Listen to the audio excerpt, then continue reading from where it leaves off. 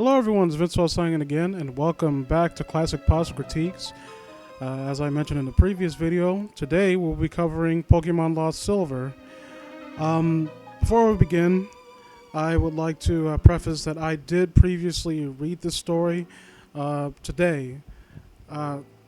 Normally I try to approach these from a fresh lens, I try to make sure that my reaction to everything is fresh. But I tried reading it through and I wasn't satisfied with the first take I did. Also because there was a few elements around me that were kind of distracting me from the story, so I couldn't really hone in on it and actually focus on what I was doing. So if a lot of my reactions kind of ring hollow and I don't get as amped up as I normally do, it's because I'm kind of used to them now. They're not fresh to me. But my criticism will still stand naturally. Like, they don't magically just go away just because I know what to expect. Alright? You see, I am a simple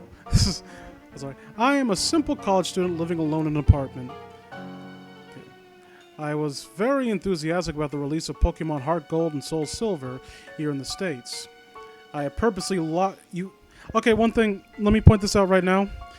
This is going to trip me up more than I usually do. I know that the bad creepypasta guys tend to bring up this point a lot. The overuse of, not overuse as a purpose, like tent swaps.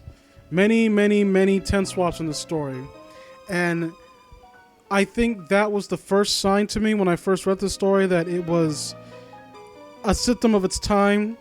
And it showed its age, which is kind of weird. Again, it's kind of weird to say, which, it probably came out, in 2014? 6 years have passed, and now we consider this archaic.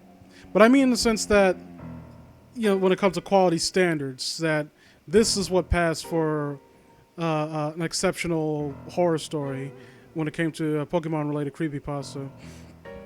But again, I'll reserve my judgment on that until the very end. I just wanted to point out constant tent swaps. Expect them a lot, and I'll try to just breeze past them as they come along. I have purposely locked myself out of all media and internet outside from school purposes. That means no 4chan, no V, no Bulbapedia, etc.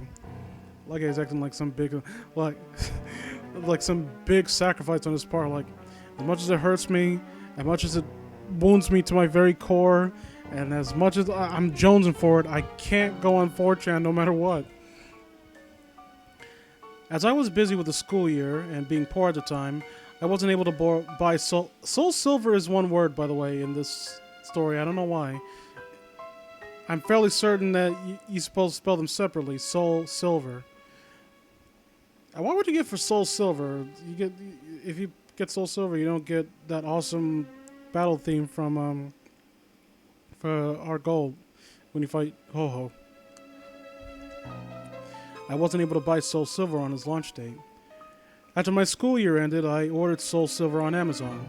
However, it would take a week for it to arrive. I decided that during that time I would play my Crystal version on my Game Boy Color. However, I realized that long ago my mom threw it away because I told her that the save went dead, and I was very upset about it then. Wait. Okay, wait. I realized that long ago my mom threw it away. My mom threw it away because I told her to save one day, and I was very upset about it then. So are you upset about it? Like, are you saying you are only upset about it back? Something about that sentence does not ring. I think it's the word then. Like, when you say then, like, were you upset about the fact that it was thrown away? Or were you upset about the fact that the save went dead? I don't understand. She also threw away my silver version, so I have all my Game Boy... So all I have is my Game Boy Color. Why is it... Is that common for a mother? Like, I would say maybe... Something I can compare to is a mother thinking like, oh, well, my son hasn't touched this or played with this in years. Maybe he won't mind if I give this away to the neighbor or sell it at a garage sale. I think that's more likely than a mother just outright throwing a video game away, like just because it might not work anymore.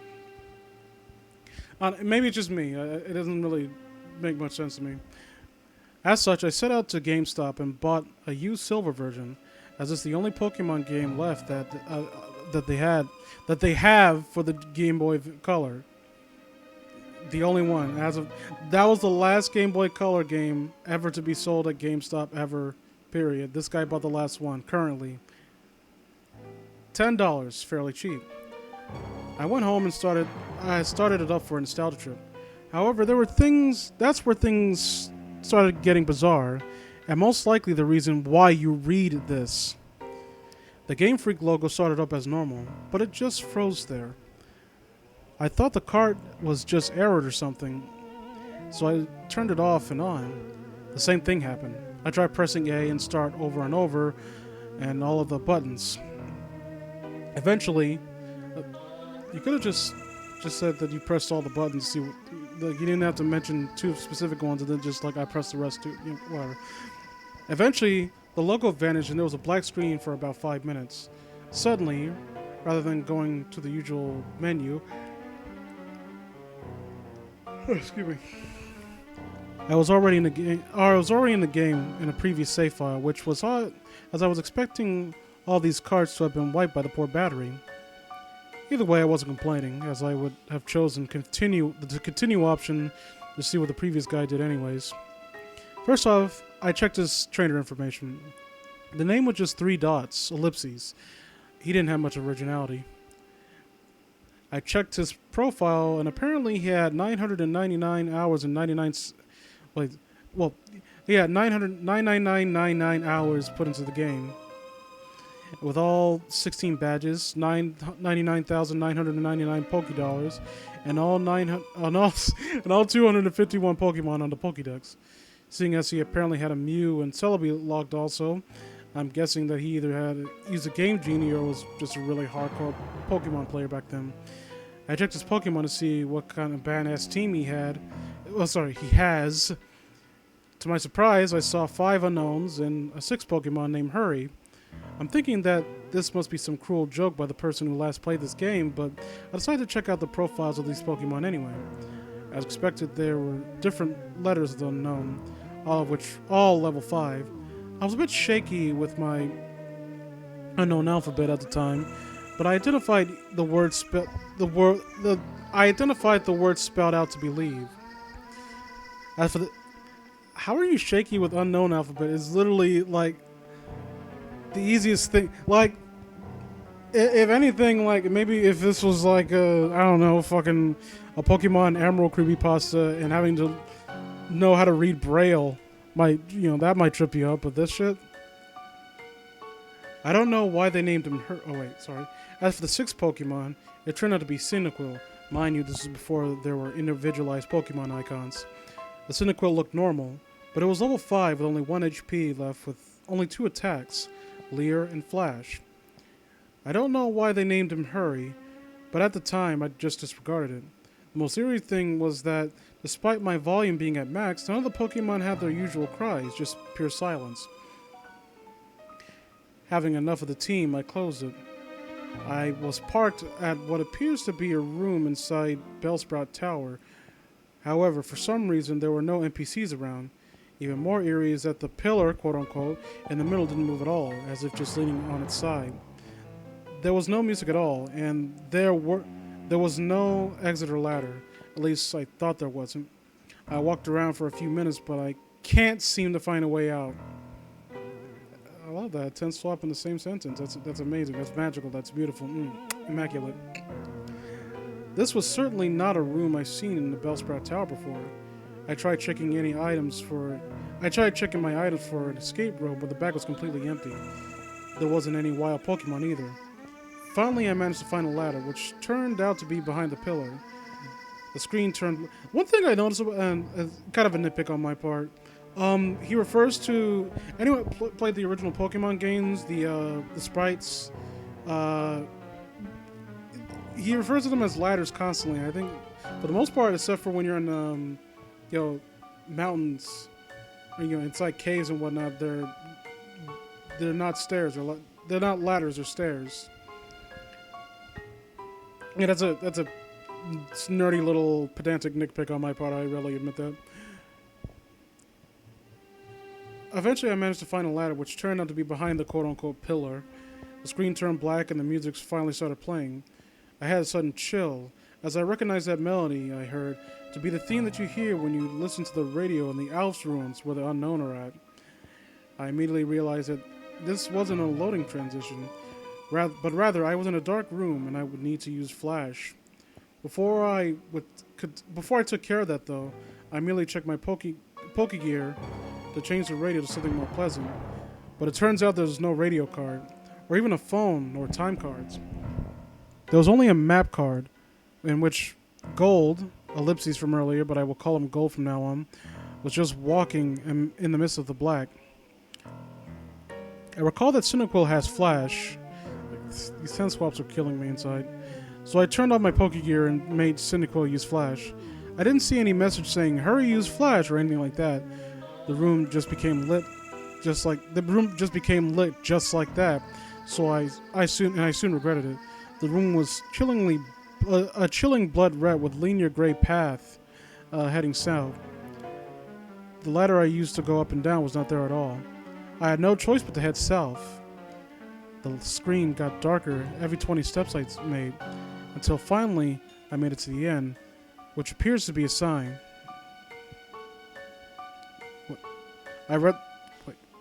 Finally I made it to the end, which appears to be a sign.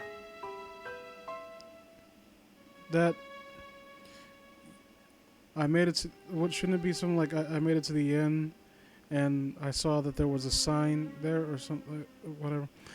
I read the sign which said, turn back now in all caps. Suddenly, I was asked to answer yes or no, but there was no question asked. I chose yes, as I do not know what it was asking, but the screen went black again, making a ladder climb sound. The unknown radio music stopped, and in a few seconds was replaced by a not as creepy Poke Flute radio music. I was in another dark room, but I held my breath and used flash again. Suddenly, it said that Hurry has fainted, which was odd since I recalled that there was no status conditions like poison on him, and I clearly wasn't in a battle. I checked my Pokemon quickly, and suddenly he was no longer at my party. In fact, after a bit of investigating, none of my Pokemon are there, but instead are... Wait. Hold on, wait. A second, none of my Pokemon are there, but instead replaced with level 10. So, you're... Okay. Well, it's different unknown, so I'll get that a pass. I did the same thing as before, and it spelled out the unknown. My then team of unknowns spelled he died. Either way, after that creepy change, the room was lit to reveal myself in a very small room that appears to be only 4 squares big. The room was lit to reveal myself in a very small room. The walls of that room were gray bricks, as if I was inside something that was hollowed out. Outside the room appears to be a bunch of small graves, similar to the ones in Pokemon Red and Blue. I walked around that small room and pressed A, but nothing happened. I've already concluded that this was clearly a hacked game and some sadistic fuck sold it to GameStop. Why are you taking it out on the guy who made the ROM hack? I mean, if anything, I would take issue with GameStop not checking the shit that they take in and repackage for people. Now I think about it, if they actually did their job and checked the game to see if it functioned properly, then that would mean that someone working there decided to like hack it and like peddle it off to someone to fuck with them. Yeah, so I don't know. I think your priorities a little bit skewed here, is all I'm saying. However, my curiosity kept me going. I checked the trainer profile of Ellipses again, only to find that the sprite of Gold was missing his arms. He also seems to appear less smug, but rather seems more sad and empty in a way that I do not know how to describe. Well, he just did. For some reason, it also now said that he had 24 badges, which was clearly impossible. After a few minutes of aimless wandering, my character suddenly spun and did the escape rope spinning animation. Instead of flying up, though, my character spun downward slowly, as if sinking. After that screen, the music stopped. After finally landing, the overworld sprite is colored differently now. Instead of the usual red color he dons, he appears completely white now, including his skin. It's as if he came straight through the colorless Game Boy games, placed into a colored background of the Game Boy Color. I checked his profile, and now, while now, the what? I checked his profile, and now is as white as his overworld sprite. What the fuck does that mean? I also checked. Okay, I checked his profile, and now, while now, is as white as his overworld sprite. He lost his legs and has what appears to be bloody tears from his eyes. It also says that he now has 32 badges, which now starts to disturb me. How many times has he said now in that sentence? 1, 2, 3, 4. He now has 32 badges, which now starts to disturb me, as this change in number seems to represent something important. I also love how the eerie music, the cryptic messages, the blood red tile, the setting, not chilling to this guy, but the potential symbology of the number of badges that he has is enough to really rattle him violently. I also checked my Pokemon, which this time contains 5 unknowns, and a level 100 Celebi without a nickname. The unknown are this time level 15 and spelling out dying. I checked Celebi's profile. It was a shiny Celebi, except there was only half the sprite. 1 arm, 1 leg, 1 eye. It only has 1 attack, Perish Song. The area I was in itself was Sprout Tower with the mobile pillar as before, except everything was apparently red now. I walked north for what felt like forever. Eventually, I encountered some generic men and women NPC. Just singular? They were okay, there's more than them. More than one. 10 swaps and misuse of plurals or lack of plurals. Plural, fucking, I don't know. They were all lined up to the side, just facing the long central pillar in the middle. They were also white, and nothing happens when I try to speak with them. I kept going north, and until eventually the pillar finally appears chopped off with a transparent reddened spot. I went up to red, and without even pressing A, I was suddenly engaged and finally in a battle.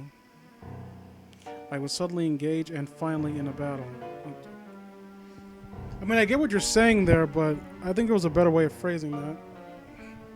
The music starts again, which sounds like the unknown radio music again, but played backwards, so fuck my life.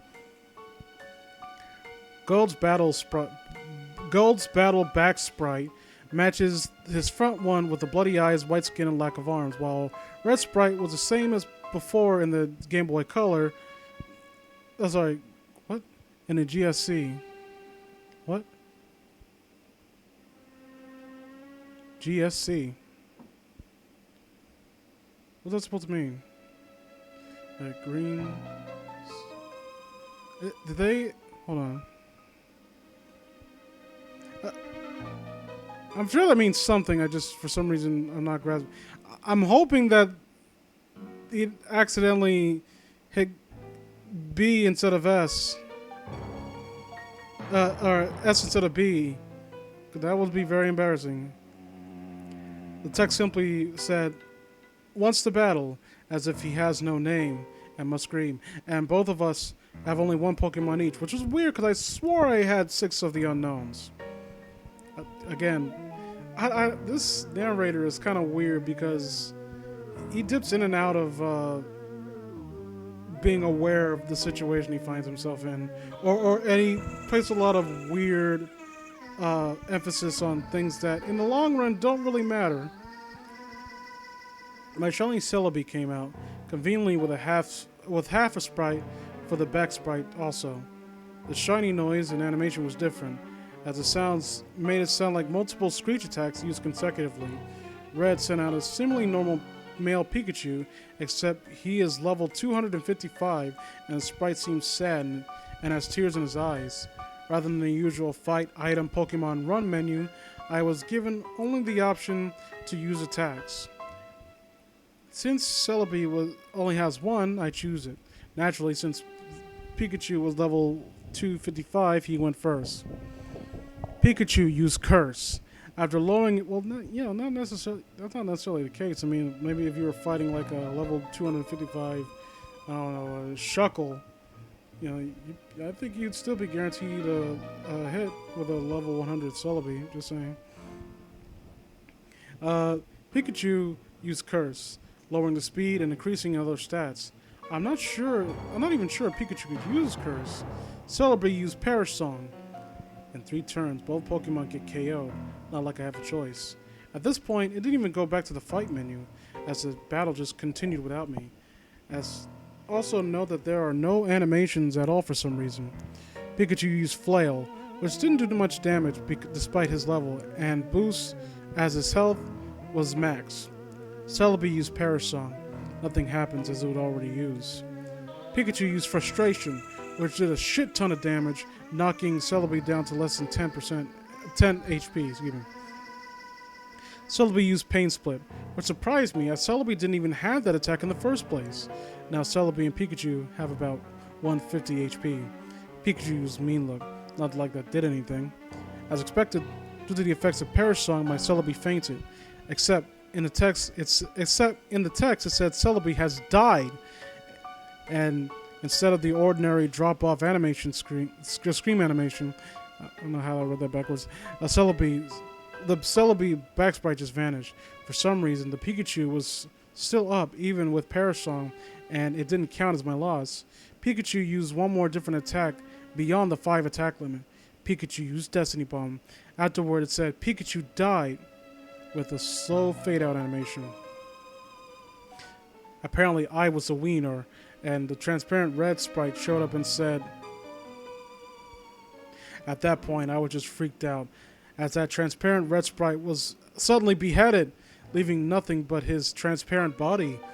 The battle then ended at that point and faded out along with the music. I'm back in the overworld with another change in the gold sprite. He's now transparent as Red's overworld sprite. I quickly checked Gold's profile, where this time the only thing that remains of him is his head with a transparent skin. The head was zoomed in a bit, showing a black void in his eyes. And they now say that he now has 40 badges. When I backed out to check my Pokemon, they were all level 20 Shiny Unknown, which spelled out in red number more. I kind of stopped to make minor nitpicks, but what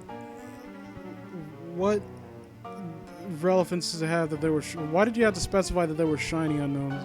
And what does it really mean that they keep leveling up? By the way, like, is that supposed to be some kind of indication of something? Because it doesn't really have much substance. I get the message that's going on here, but the means in which you were used, like, it's like weird bits of details that you think mean something, but they don't really add anything to the theme that you're going for. I was at what I now know is next to the end. You couldn't. Okay, a challenge to any aspiring writers out there. More of a suggestion, really. Whenever you are writing your stories of any kind, always take time to read it. Always take time to read it out loud. And if you come across any bits, any segments that don't sound right to you or don't flow well phonetically, go back and rewrite it until it sounds natural coming out of your mouth. There was apparently no music playing, but for some reason I felt like something was there that could be heard. I was back in my room in New Barktown. Maybe I finally get to play this game properly, but who was I kidding? I knew that sadistic fuck must have done something. again, like the sadism angle, like it seems more edgy than sadistic to me. You know, Pokemon aren't real, don't you, narrator? I walked around my room to interact with things, as I am a bit afraid to go downstairs to see what was awaiting down there. Note I said walk, as while the background was moving, excuse me, Gold was not moving with his transparent limbs at all while doing so, just floating like those ghosts you see in Diamond and Pearl. As expected, the radio, computer, and TV did not work, so I had no choice but to go downstairs. I ended up in the same lower level room of my house. Everything appears normal except Mom isn't home. After failing to interact with anything in his room, I decided to go outside. To my surprise, the door leading outside at the south didn't work, and instead I was just walking straight through it into a void. I continued moving south to see what the fuck was going on. The house vanishes as I head south into the void. It was creepy, as when I entered the void, the outline of Gold's transparent sprite turned to white in contrast to the black. Eventually, I reached the white area, and Gold sprite turned black, and transparent again. I continued south without thinking about stopping at all. After a long trek south, I finally encountered something. It was Gold's regular sprite. I talked to it. He said, "Goodbye forever." Ellipses. Notably with the space between forever and ellipses. See, when I first read that, I was kind of confused as to what that even fucking meant. But then I remembered that the character in this, or the player character is named literally like ... But the explanation given, I don't know, like I have no, I couldn't grasp that from the explanation given. Like I had to really come to that conclusion myself and vanish. As that happened, it said, question mark, use nightmare. At which point, I would not, at that point, I would not deny that being possible. Gold did another escape rope animation, slowly spinning downwards like before. I am now back into that small, hollowed-out room, surrounded by graves earlier, or at least I say I was back there, as there was no sprite anymore. I tried to walk around, but nothing moved, not even the wall bumping noise. I checked my trainer profile, with absolutely no Gold sprite left. It said I had 0 badges, and all the pictures of the Johto gym leaders on the bottom were replaced with skulls. I checked my Pokemon, and they were all level 25 unknown. As expected, they spelled out the phrase that I dared to read. I'm dead! As soon as I went back to the overworld, the room I was in was covered in the same blocks as walls. What does that mean? Okay. I then figured out what exactly that room was when the final text was said, R.I.P. That room was a big grave, surrounded by other graves. Gold has already been dead. He has already been dead. Again, take a moment, read these sentences back to yourself, and if it sounds kind of goofy in any capacity, maybe reflect on it and think about rewriting it. He died presumably a few years after he defeated Red. He was a young trainer who, despite his efforts in collecting so many badges and attempts at becoming a Pokemon master, he was still unable to avoid the inevitable fate of death, and his efforts were eventually forgotten by the next generation. I was unable to escape that text no matter what I pressed. Excuse me again. I tried resetting the game, and the same thing happened, at which I finally decided to give up that horrible nightmare. After that experience, I will never look at the gimmick unknown the same way again. They say that the only first generation have folk tales and legends, but the second generation have shown me how unpleasant the truth can be. I eventually enjoyed Soul Silver immensely, but I still can't unthink about what that rigged game has done to me. Okay, yeah, this is. I'm not gonna lay too hard into this, honestly, because I feel like a lot of the criticism that I could uh, really present towards this pasta have been said so many times about other pasta that like eventually preceded it. This is, yeah, it's just, I don't know, it's like antimatter. It's like everything I can say, like, is just so self-evident that I don't feel the need to really comment on it. It's bad. It's a bad story. Uh, Tremendously flawed. Uh, Naturally, the tense swaps kind of bring you out of it, like constantly. The if I could give one thing in the way of a slightly positive comment about it, is that the reactions of the narrator were more subdued than the stories that would come after it that kind of follow in its footsteps. He gets creeped out, but he doesn't flip out. He doesn't start crying. He doesn't like start thinking that there's something supernatural about it. Throughout this entire story, and he even says it right there, he thinks that someone just hacked the game and just sold it back, which is a fair conclusion to come to. The ending kind of undercuts that with him saying that this was like acting like it's some kind of canonical ending. But for the most part, the narrator actually managed to keep a level head throughout it, which is weird to say. It's a breath of fresh air again, because this came before a lot of the generic, also scary, boring pokepastas afterwards. If I could, if I could really try to just dissect this from a storytelling perspective, from what I recall, the author of this story said that they penned it with the re-release of Pokemon Silver as a kind of a take on the idea of new generation, move on to the next one, leaving the old one behind. Which I get the theme, but a good, interesting theme does not kind of like that's not enough to prop up your story. A lot of the over the top, like, oh, bleeding eyes and fucking limbless body and a Pikachu who looked sad and was crying blood. Like, well, he was crying. He wasn't crying blood. Like, what is that in service of? This is something that would really benefit from having a more subdued approach. If you really want to go with that theme, honestly, take out the stupid symbology. Take out the unknown. I know that's kind of like a trademark of this at this point.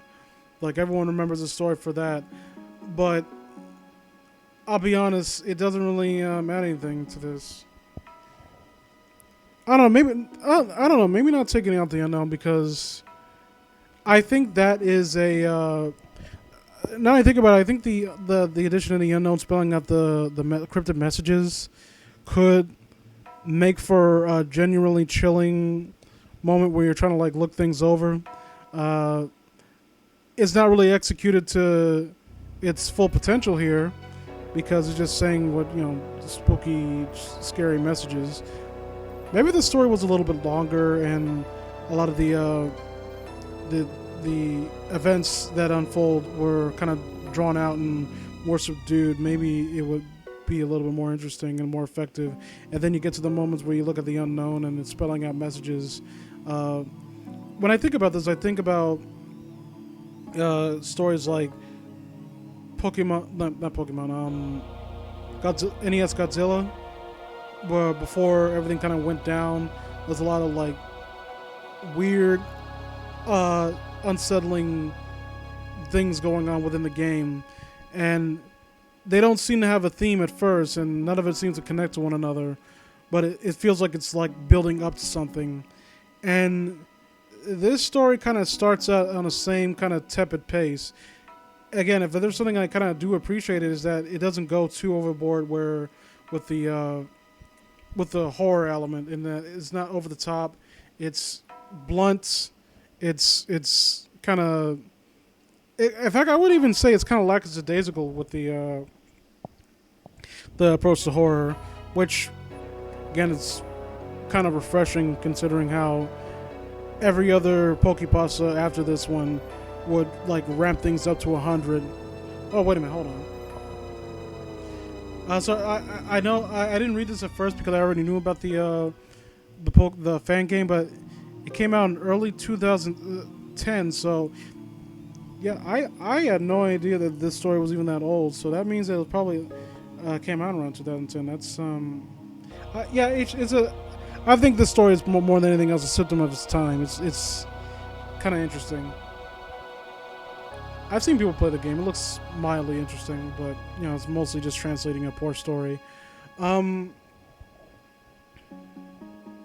on, I'm sorry. I'm just reading the comments right now.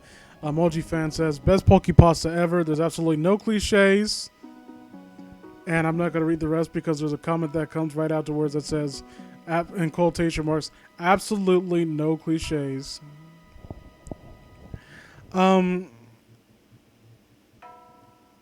Yeah, this is, yeah, like I said, there's not really much I can really add. I wanted to cover this story because I thought I would have a lot more to say. I actually went into this assuming that I would, I remember when I first heard the story, I remember actually enjoying it more than I thought I would. And I didn't think it was great, but I thought it was like a pretty interesting little tall tale. But that might be the result of someone tinkering with it in a dramatic reading, because I've seen some people who kind of clean up a lot of the broken dialogue and the spelling errors in order to make it more presentable and make it flow better when they present it. So that might be why I liked it so much. But coming back to this, it's worse than I remember it being. With the constant tense swaps, okay, I don't know if I could say that it's worse than I thought it would be in regards to its regards to it from a technical standpoint. I think that's fair to say. I didn't expect so many tense swaps. I didn't expect so many weird turns of phrases, weird such bizarre sentence structure, but it's not as bad as I thought it would be in regards to story content. Maybe that's because in comparison to shit what was it, Pokemon Hypno and every other stupid what was it, Pokemon Dead channel, in comparison to that, this is so much more tame, and it's almost charmingly simplistic, and maybe that's why I'm not as upset about it or that amped up about it. I don't know. I can't bring myself to muster that much disdain towards the story. It's not good by any stretch of the imagination. It's very bad. But again, from a story that came out in 2010, I'm not sweating this. It's not the worst thing in the world.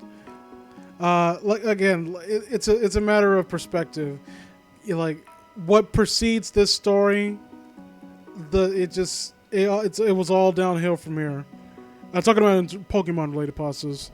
So that was my thoughts on Pokemon Lost Silver. I'm sorry that I didn't have more to say. This story didn't really give me much to work with. It's just a generic, stupid Pokepasta, to be honest with you. It's not good. Most of them aren't good. And I know that's a blanketed statement, but I feel comfortable in saying it. I really do. So in the comments below, feel free to give me some suggestions for creepypasta that you would like me to cover for classic puzzle critique. Remember, the theme of this series is to essentially cover stories that are on the Pasta Wiki and considered kind of the front runners of the genre that they find themselves in. So, I would also like to specify, I don't mind getting suggestions for classic Pokemon pastas, but the next thing I will cover will not be a Pokemon pasta. Again, I want to space out things to make sure that it doesn't become redundant. So, I hope you all have a good one. And I'm going to go and, take a nap or read something. I don't know.